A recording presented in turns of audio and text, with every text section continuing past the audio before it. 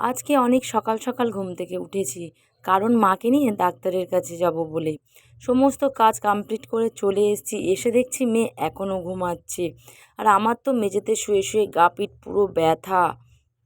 আজ যেন ভালো লাগছে না, বিছানায় শোয়া একটা আলাদা ব্যাপার, আর প্রত্যেকটা দিন মেঝেতে শোয়া একটা আলাদা ব্যাপার। যেহেতু যেই থেকে ঘরটা ভেঙেছি সেই থেকে আর ভাল লাগছে না, গা পিঠ গোটা ব্যথা। মেয়েকে বারবার করে ডাকছি যে ওর, তোকে কিছু খাইয়ে দিয়ে আমাকে আবার বেরোতে হবে। যেহেতু মাকে নিয়ে ডাক্তারের কাছে যাব, তো অনেকটা লাইন পড়বে, আর সকাল সকাল যাব ভেবেছি, তাহলে সকাল সকাল বাড়ি ফিরতে পারবো। আর আজকে আমি রান্না করে যাব না, বাট এসে রান্না করব। যেহেতু আজকে সকাল 8টা থেকে ডাক্তার বসবে, তো তার জন্য আমি সমস্ত কাজ সকাল সকাল উঠে কমপ্লিট করে নিয়েছি, নিয়ে বেরিয়ে যাব। আর 11টা-12টার মধ্যে ফিরে আসবো, এসে রান্না করবো। বাট রান্না করতে গেলে আরও হ্যাপা, অনেকটাই ঝামেলা, আর আস্তে আস্তে হয়তো 2-3টে বাজতে পারে। যেহেতু নাম লেখানো আছে, অতটা অসুবিধা হবে না, তো তার জন্য সকাল সকাল উঠেছি। আর মেয়েটাকে ডাকছি, তাড়াতাড়ি ওঠ। ও উঠছে কোথায়, ও তো ঘুমিয়েই আছে। ও বলছে মা আরেকটু দাঁড়াও, মা আরেকটু দাঁড়াও। আমি তো সমস্ত কাজ সেরে মুখ ধুয়ে চলে এলাম, বাট এসে দেখছি এখনও ঘুমাচ্ছে। মাও ছিল, ঘুমাচ্ছিল, তো মাকেও ডেকে দিলাম দিতে। মা মুখ হাত পা ধুতে গেল। মা বলল তুই রেডি হ, আমি তাড়াতাড়ি করে রেডি হয়ে নিচ্ছি।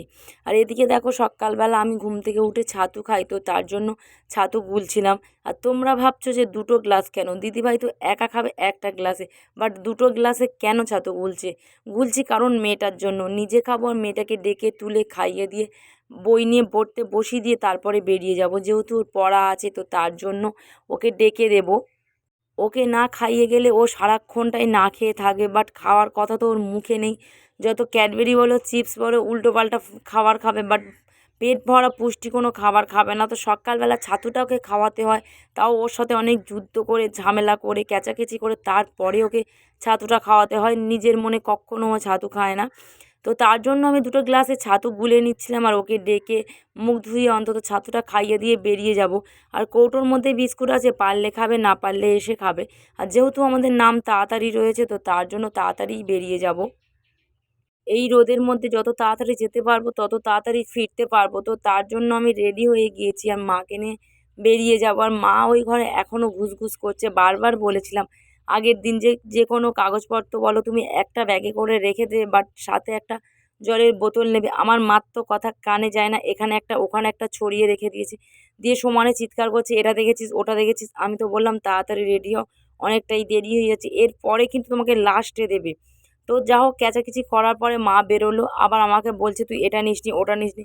আমি বললাম আমি সমস্ত কিছু গুছিয়ে নিয়েছি, তুমি তাড়াতাড়ি এসো। আর মায়ের শাড়িটাও পরাতে গিয়েছিলাম, বাট তার জন্য আরেকটু দেরি হয়ে গেল। মা তো একা শাড়িটা পরতে পারবে না, তো তার জন্য মাকে শাড়িটা পরিয়ে দিতে হয়। তো এতটাই লেট করে, এতটাই ঘুসঘুস করে ধারণার বাইরে। আমি যদি কোথাও যাই, বাট আমার যদি যাওয়ার কথা হয়, আমি একটু তাড়াতাড়ি বেরোনোর চেষ্টা করি। আর এরা কি করে, কোথাও যাওয়ার যেই টাইমটা থাকবে তার আরও 2-3 মিনিট কি এই সরি 2-3 ঘন্টা পরে আরও বেরোয়। এরা এরকম সবসময় যেখানেই যায় এরকম করে। এদের তাড়াহুড়ো বলে কোনো জিনিসটা নেই, বাট একবার যদি নাম ডেকে চাপা পড়ে যায়, তোমরাই বলো কতটা দেরি হবে। যেহেতু আমি এখনও রান্না করে যাইনি, বাট বাড়িতে এসে রান্না করতে হবে। আর মেয়েটাকেও বাড়িতে রেখে যাচ্ছি, কারণ এই রোদের মধ্যে ওকে নিয়ে যাব না। ও একটু ইউটিউব দেখে এটা সেটা করতে ভালোবাসে, তো তার জন্য ওকে বললাম তুই বাড়িতে বসে বসে গেটে তালা দিয়ে এগুলো কর, কেউ ডাকলে সাড়া করবি না। বাট আমরা যাবো আর চলে আসবো। বাবাকেও বলেছিলাম বাড়িতে থাকতে, যেহেতু আজকে না বেরোতে, যেহেতু মেয়েটাকে রেখে যাচ্ছি এই রোদের মধ্যে। পারো রান্না করে রাখবে, না পারো আমি এসে রান্না করব। তো বাবা তো কখনোই রান্না করে না, বাট অত কষ্টের পরেও আমাকে এসে রান্না করতে হয়। আর আমি তো ওই কড়া মাছ বিশাল ভুগছি, কারণ আমার তো শরীর দুর্বল সমস্ত কাজকর্ম করে। আর তার উপরে সমস্ত সব আমাকেই করতে হয়, মা তো করতে পারে না। যেহেতু মাটা থাকলে আমার অসুবিধা হতো না। আর মার এই হাত হাত করে প্রায় 5-6 মাস হয়ে গেল, মায়ের হাত এখনও ঠিক হয়নি, কারণ যেহেতু কনি থেকে পুরোটাই ছেড়ে গিয়েছে, ওখানটা অপারেশনও করা যাবে না, বাট কোনো কিছুই করা যাবে না। ডক্টর বলছে বারবার ওষুধের দ্বারাই কিছু করতে, তো তার জন্য এই হাত টানে 5-6 মাসের বেশি হয়ে গেল, বাট এখনও ভুগছে। হাতের কোনো কিছু হয় না, বাট আজও চলে এসেছি। এখন ডাক্তার কি বলবে আমি বলতে পারছি না। মার তো খুব কষ্ট হচ্ছে, যেহেতু গরম পড়েছে, হাতের মধ্যে কুটকুট করছে। আর মা তো কান্না করছিল, আর বলল আজ ডাক্তার কি বলে না বলে আমি শুনবো না, আমি আজকের এটা কেটে ফেলে দেবো। কারণ আমার হাতে প্রচণ্ড কুটকুট করছে, আর এত অস্বস্তি হচ্ছে বলে বোঝাতে পারবো না। আমি বললাম ঠিক আছে চলো দেখি। তো আমরা এসেও দেখছি আমাদের নাম ডেকে চাপা পড়ে গিয়েছে, তো তার জন্য আমরা বসে রয়েছি। ডাক্তার দেখে দেখি কি বলল। ডাক্তার থেকে বেরিয়ে আসলাম, এখনও বললো 1.5 মাস টাইম দিয়েছে, 1.5 মাসের পর আবার যেতে বলেছে। এখনও হাতের কিছু হয়নি, বাট একটু হয়েছে, বাট আবার ডেট দিয়েছে 1.5 মাস। মা বলছে আমার আর ভাল লাগছে না, আমি এবার এই চিড়ে ফেলে দেবো, আমি বাড়িতে যাবো না, তুই বাড়িতে চলে যা। আমি বসেছি, মা তো বকর বকর করে যাচ্ছে। অনেক কষ্টে মাকে বুঝিয়ে আনলাম যে এরকম করলে কি হবে, তোমাকে তো ঠিক টাইমে ক্যালসিয়ামগুলো ওষুধগুলো খেতে হবে, খেলে তবেই তো তোমার হাত হবে। আর ডাক্তারবাবু বললো যে অনেকটাই সেরে গিয়েছে, বাট 1.5 মাস পরে এসো, দেখা যাবে। মা বলছে না, 1.5 মাস পরে আসলে আমার হয়তো আবার ওষুধ দিয়ে আবার আমাকে 1.5 মাস বলে দেবে, এরকম করবে, তুই যা পারিস করবে, যা, আমি বাড়ি যাবো না বলে মা আবার চলে গিয়েছে ভিতরটাতে, গিয়ে দাঁড়িয়ে রয়েছে, কান্না করছে। আর আমি কি বলবো বলো, যেহেতু হাত ভেঙে গিয়েছে, অনেক তো চেষ্টা করছি, আমি যেখানে নিয়ে যাওয়া যাচ্ছি, যেটা করার সেটা করছি, আমি বা একা কী করব।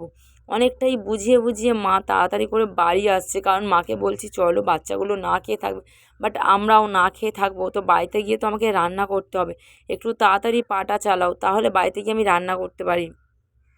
ওনারও অধৈর্য হয়ে গেছে, যেহেতু 5-6 মাসের ওপর হয়ে গেছে, তার জন্য